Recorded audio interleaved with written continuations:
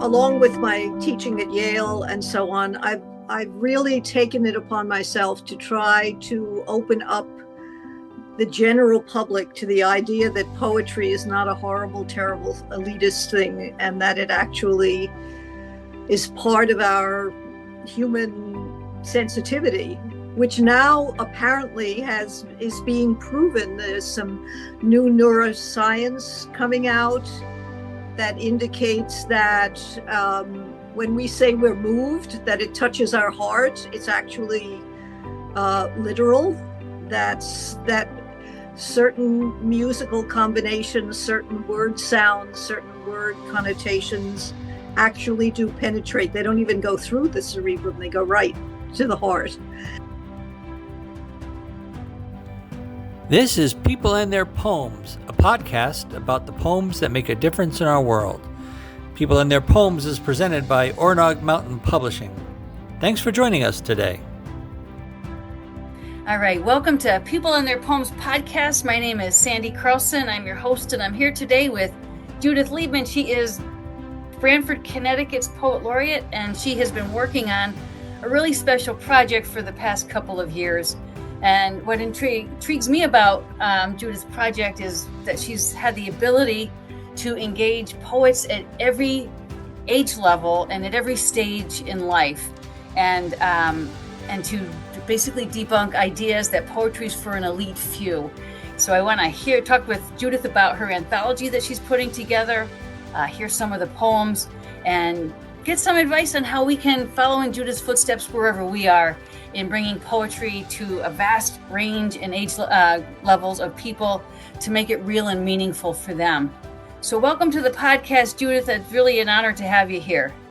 Thank you so much, and it's an honor to be here. Yes, you have been a pioneer in this broadening of the appeal of poetry, and it's very meaningful. Well, thanks, Judith. And I, as a teacher who loves to teach poetry, I have a captive audience. Isn't the same thing as bringing people into the fold who don't have to be there, Yes. So I want to hear about what your strategies are, what's your magic for bringing in that broad age range of people, then discovering their poetic voices. So what do you know? So the first thing is to start out by saying you're not allowed to be judged. You can't judge yourself. You can't judge other people. And you have to practice flipping the imp off your shoulder who's telling you, oh, that's horrible, don't even bother writing it down. And I think if you get rid of that, and you have to stay by it, which I do. I mean, I just don't allow that to be brought up. And I try to get across that a poem is successful when it represents the poet's vision to the best of that poet's ability. And if the poet is satisfied that he or she has expressed what she wanted to, or he, the best she knows how, and is willing to share it, it's a wonderful thing. And I think it broadens one's sense of self. But I also find there is a huge community in having a group of people over a period of weeks learn to express their innermost, sometimes not even understood feelings, because now they're learning to express feelings other than in scientific language. They're learning about imagery and connotation and the difference in the sounds of words, alliteration, all of that. And it's very freeing. So you wind up, once you shrug off that imp and you give yourself permission, you're building community. Can I just ask you, is it a struggle for people in your poetry groups to grasp that idea, coming out of classrooms at the public school level or the college level, where it's a very top-down structure in terms of approach and valuing of poems? So it's very interesting. There are different ways that people react. When I first became poet laureate, I'm the first one in Brandford.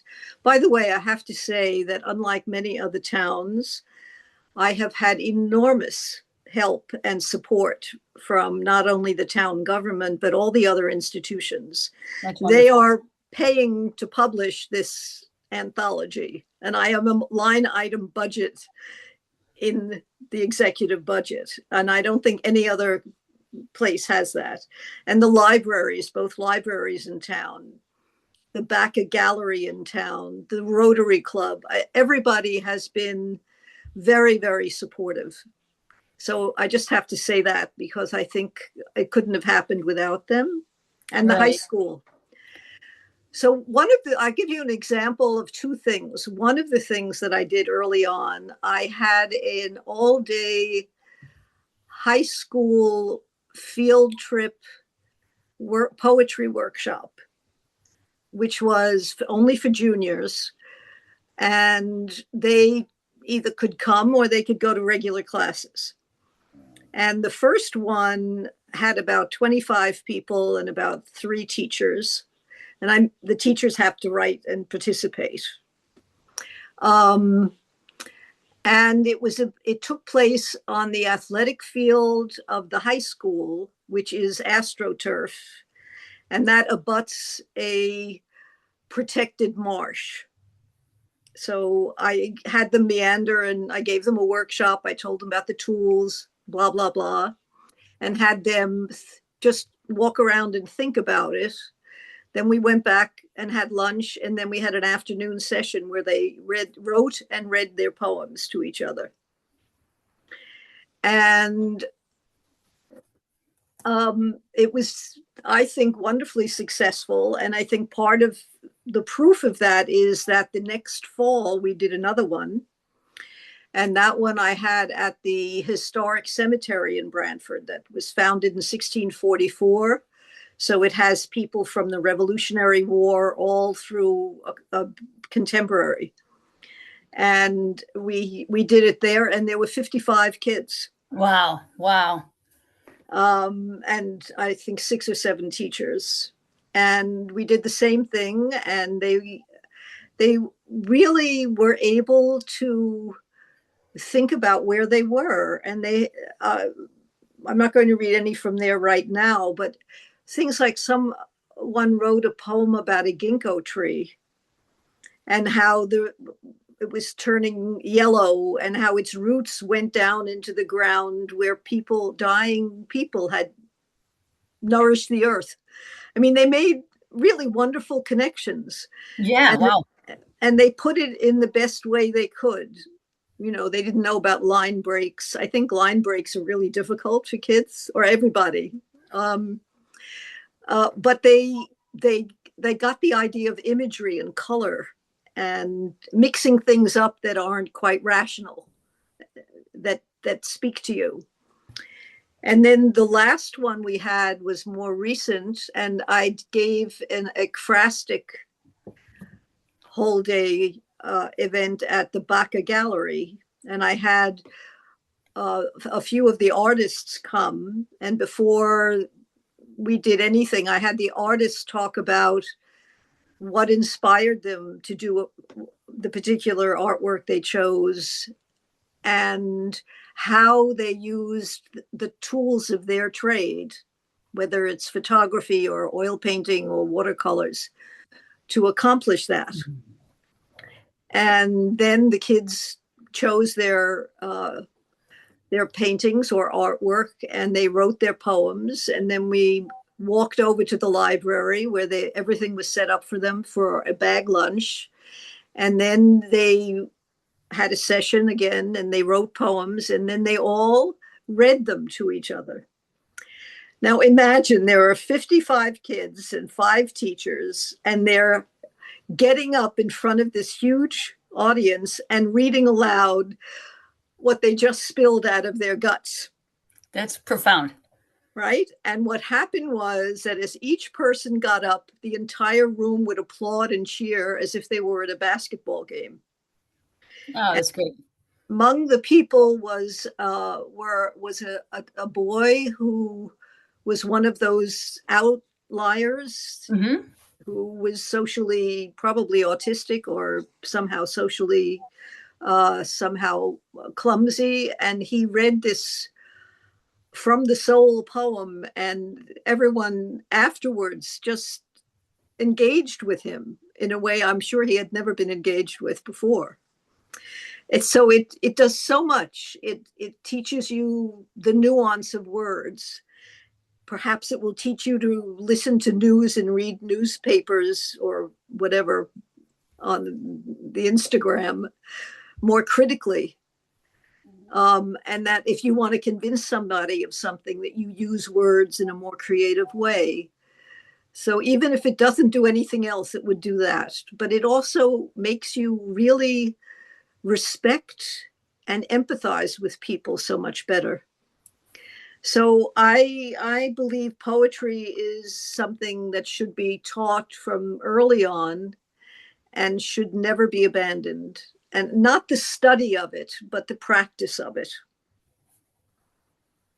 Judith, I agree with you. I think just the reading of it, when Billy Collins was poet laureate way back, and he developed Poetry 180 and said, just read these, don't do anything with them. Right. You don't have to teach it. Let it be. Yes. And one of those poems was the one about, I think his poem about tying the poem to a chair and beating it with a hose. Yes. Right. Just say what you mean, Billy, right? But Yeah. it is that. And it sounds like kids talk. Word of mouth must have got around it. It was a meaningful, right, valuable experience for the kids. It would be really, really interesting to look at that population of high school kids over time and to see, to do the research, whatever, get the data on how they're writing in their other disciplines. Yeah. Affected by this belief they had. I have to, this third one, we could not accommodate more than 55 people, but we had to turn people away. I will say that there is, I don't want to sound too critical, but even the smartest and most articulate of these children had no idea what a pronoun was, how to put a sentence together, what a paragraph is. I mean, they knew a little bit because they had to write reports, but they were not really taught the bones, the sinew and flesh of language. It was all, I think, they don't even know how to write script. It's just a falling away of what it took human beings hundreds of thousands of years to develop, and it's very sad, very sad. Well, I'm with you on that, and I teach the Odyssey and the idea that the Greek Dark Ages, when they couldn't read them anymore, good thing they could still tell them because language was disintegrating, and that ability to communicate that way, and you lose through poetry, through the hexameter with the caesura, so you didn't forget it. And the imagery, the wine dark sea, so you wouldn't forget. That's it. And I think we're there with all these devices. I've been trying to teach possessive nouns to kids, and these things that the phone automatically corrects for them when they just put junk in. Yeah. To think back, and then everything, you go backwards, and now everything that's plural has an apostrophe. It's, oh my gosh, what have I done? Yeah. Oh dear. Those fundamentals of language are so critically important. I mean, it's what those fundamentals are what made Beckett as powerful as he was when he was writing in French. It's so I'm with you, but I won't go down that rabbit hole. I'm going to climb back out, and I'm going to ask. But when writing these poems, they wanted to do things and learned things because they wanted to make them into something. And that's the investment we talk about, this, yes. This school to life thing. Well, it isn't out there. It's in the chair. It's yes. That soul in the chair that really wants to make it mean something. And I'm with you 100% on that, Judith. And I think poetry is the way in, because Yeah. it's just such a refined form when you're dealing with the works of very thoughtful poets, and they teach us to find our way inside ourselves. Would you share some of the poetry that Yeah, you like? I have, I tried to think of a variety. So the first one I'm going to read, and I have permission to do this, um, are two poems from one of the workshops which I began with, which I called the Gentleman's Workshop. And I did that because I figured if I could get older men with established lives to do this, that's the hardest nut to crack. So one of these poems is by a gentleman who is a lawyer, uh, specializing in labor law. He also is very active in town politically and so on. And it turns out when he was 18 years old, he was drafted to Vietnam. And this was something he came home and he buried it, and it never saw the light again, this experience. And then the second or third session of the workshop, I had already talked about using structure as a way to encourage yourself, to make it easier. I call hang a poem on this. And he really loved the villanelle, which I think you probably know too. It's complicated, but it's easy to write a poem that's a villanelle. Right. So he wrote this poem about his first night in Vietnam when he was in a tower as a lookout. Never wrote a poem before. Darkness, first night in Vietnam. My eyes wide open, alone, I peer into the dark. I pray for daylight. In my tower, 50 feet in the air, I am stoic and still, my eyes wide open. Surrounded by sandbags, in silence, I am ready. I pray for daylight. In my flak vest and helmet, I am drenched from sweat, my eyes wide open. 30 yards to the jungle's edge, machine gun ready, all is quiet, my eyes wide open. Noise in the distance, I search, nothing. Minutes go by, nothing. I pray for daylight. Suddenly, artillery darts through the night sky. Spooky peppers the rice paddies, my eyes wide open. Tracers light up the distant dark hills. The black sky becomes alive. I pray for daylight. Rockets and mortars fall short, cratering the smoldering landscape. My eyes wide open. The silent stars suggest serenity, yet the unlit jungle howls with gunfire. I pray for daylight. The sun creeps slowly over the horizon. I descend to the ground, surviving one more day, my eyes wide open.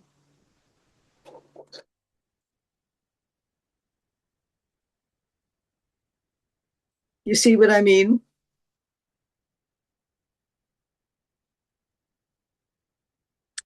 So I can't hear you. Hold on. There you go. Yeah, I mean, he had to have his eyes wide open to gather those experiences. And then suppress them for 60 years. Right. 50 years or whatever it is. And then he started writing other poems. I mean, he's really quite prolific, and also some of them humorous. He wrote a very funny poem about what I call the poet's tool chest. Yeah. But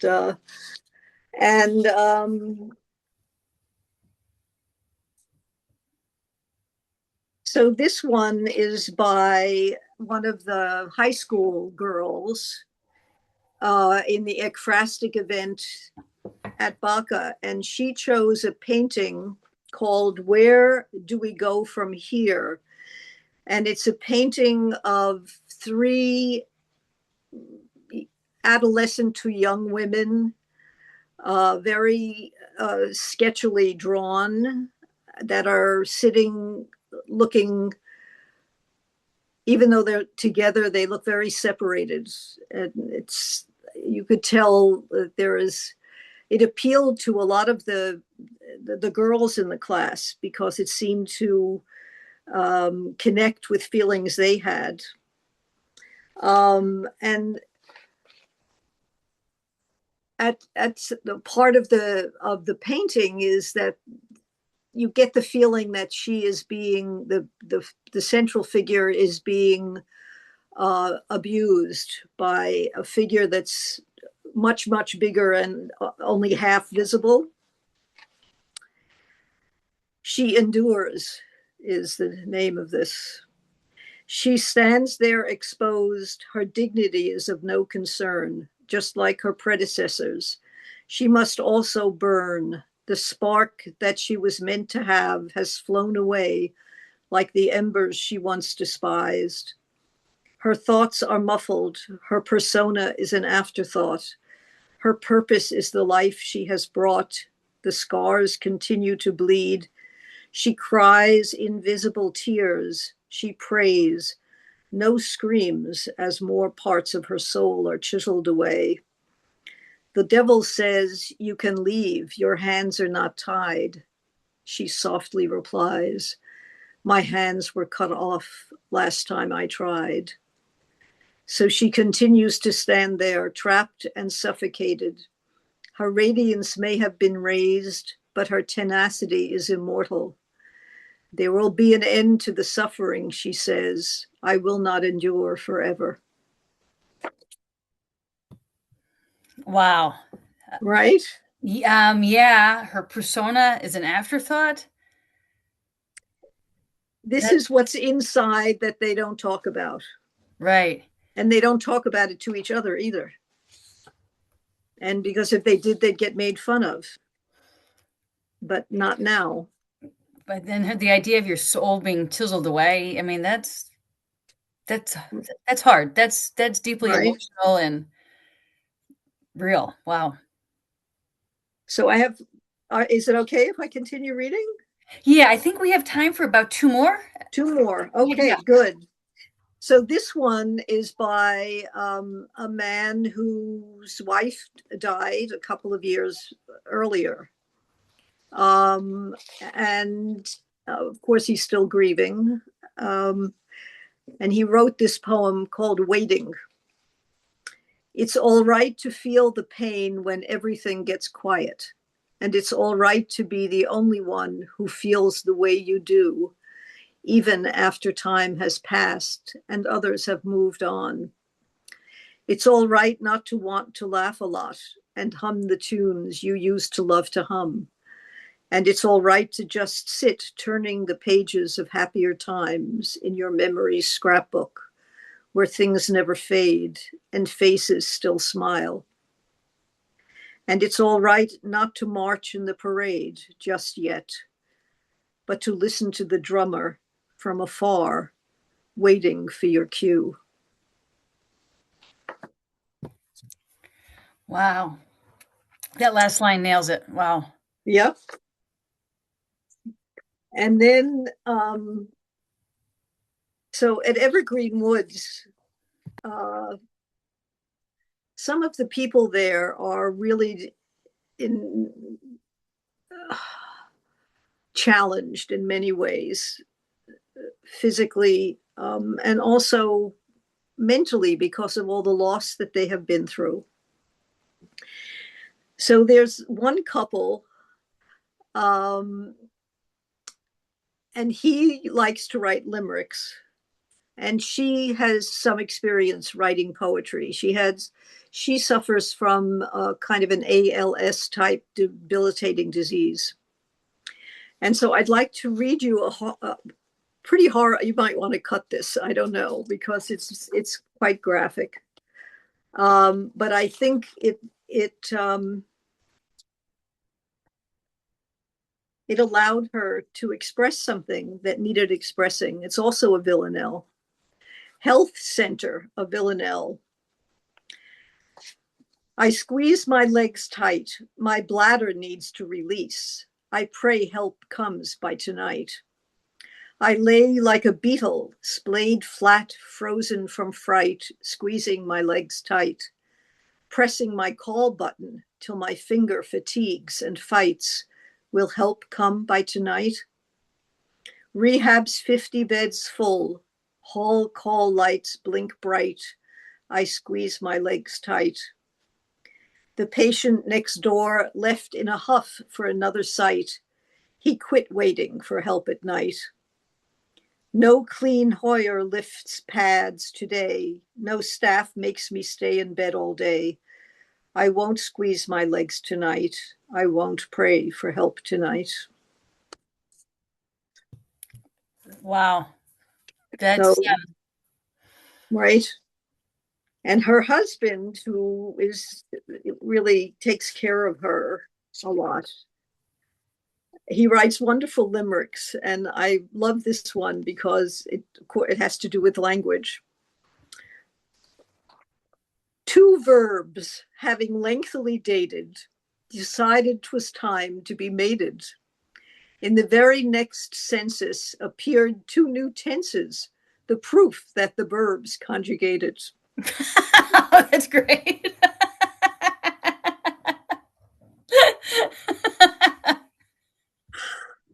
So it comes in all shapes and sizes, right? And that is the miracle, that is the gift. So Judith, what do you recommend to people who may want to start communicating or sharing poetry or connecting with others and maybe embarking on their own road towards a poetry community like you have helped to foster in the Brandford area?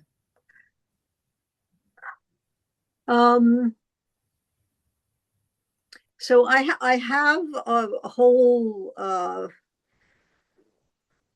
development of techniques that I use for different ages. I mean, I've done this with very young children all the way through graduate school and medical school, and the psychiatry department at Yale and so on.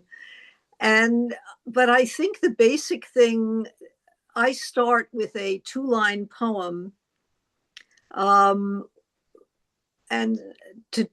as the very first thing that I do with them. It's in a station of the metro, and it's the faces. I can't recall it exactly, but it has 2 lines. One is describing the pale faces in a Parisian subway station, which, if you're familiar with them, they're lit by terrible light bulbs and there's always water trickling on the sides.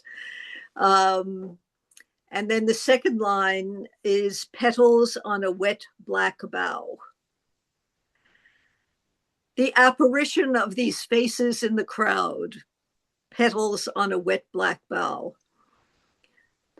And that's what we talk about. Like, why did he say apparition instead of appearance? What difference does that make?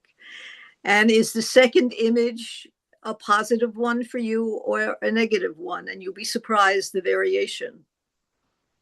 I always thought it was turning something cold and inhumane into blossoming flowers on a tree that had been in the spring rain. But there were people who looked at it as something much, much more negative and dark. But just discussing those 2 lines and what they mean and how they mean it and how they get across their meaning, and what are the subtleties that are the difference, how do the 2 different lines sound different from each other. So that's one thing. The introduction is very important. And what I do for a lot of younger people, I'd say middle school and younger, is that I read the wonderful Alice in Wonderland poem, "'Twas Brillig." And then I read it and I say, okay, who can tell me what happened? And they can all tell me what happened, even though it's gibberish. And so I say, well, how can this be? How do you know what happened? How do you all agree? What is it in these words that makes it understandable to everybody and yet they're not words you've ever seen before. Mm. So I think those two things are how my in, not anything superficial or structural, but just the nitty gritty of how one word differs from another and what it does to the way you understand the concept. And they get it. They really do. You know, the youngest kids, like first and second grade, I'll say, let's pretend we're angry. Close your eyes. What color do you see? And most of them see red or orange or something like that. Right. So, and then, you know, maybe that same day I'll say, well, why don't you write a poem about something that made you angry, and remember that you're going to see red or orange or whatever that color was. And they do it. You know, it's getting rid of the overly intellectual, cerebral approach that I think takes away all the joy. So I also like to talk about infants, you know, little infants. They love the sounds they make, right? Mm-hmm. And then they love nursery rhymes. And they love nursery rhymes and storybooks that are scary because it helps them overcome the scariness. And instead of trying to hide things, we should let them explore how these things affect them and why those words mean certain things. So even with very young children, I think they're already attuned to it. Yeah, it sounds like you really do a lot to foster a sense of intimacy with the language and the sounds we make and how those sounds become words. And, you know, part of the delight of Shakespeare is the words he invented. He wasn't asking permission. That's right. Know? And the audacity and the freedom of that and the effectiveness, it's exciting.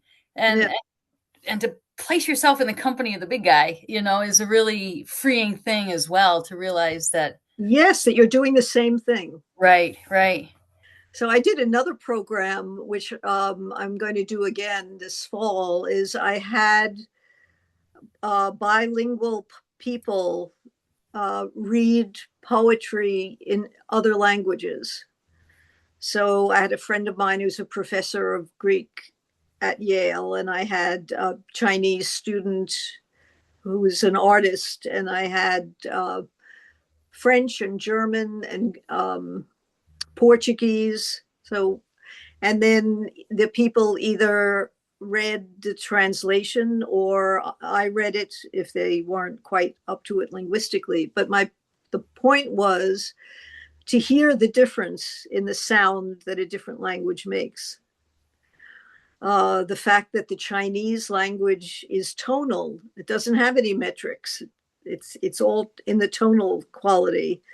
And hearing someone, a native speaker who loves poetry, speak that, it was very well received. People were really very excited.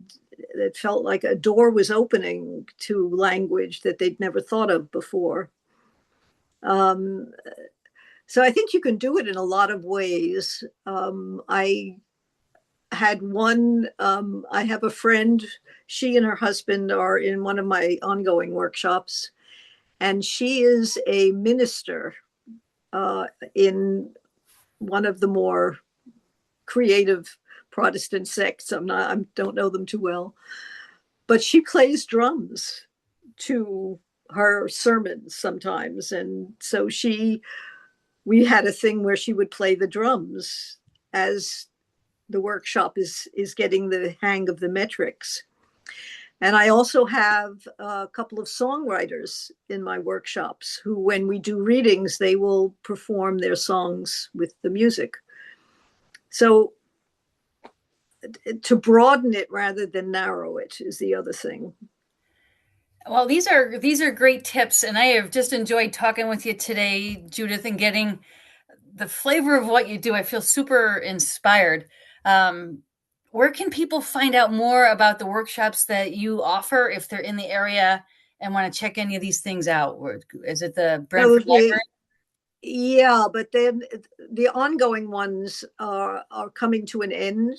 They'll start up again in the fall. And I always have Jim put them on his announcements. He's wonderful.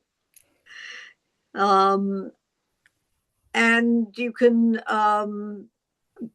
the town of Brandford also has me on their front page, the poet laureate.